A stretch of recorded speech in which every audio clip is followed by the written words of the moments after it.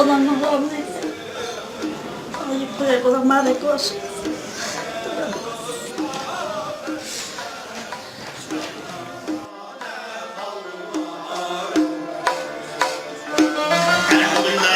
نستعين ونستغفر ونؤمن به ونتوكل عليه ونعوذ بالله من شرور انفسنا ومن سيئات اعمالنا من يهده الله فلا مضل له ومن يضلل فلا هادي له واشهد ان لا اله الا الله وحده لا شريك له واشهد ان محمدا عبده ورسوله صلى الله تعالى عليه وسلم.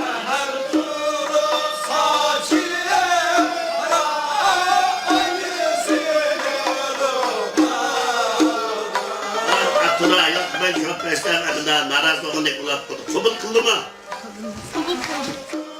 Felsefi sadi için tekşir, ümmet tekşir, übbet deyip bilen ve cennetine pektikadın kölksün, hatlı, kubul kılıp emrilerge aldınız mı? Aldım.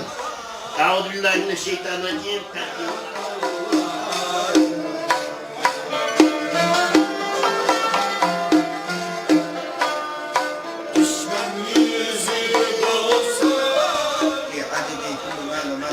برحمتك يا أرحم الراحمين.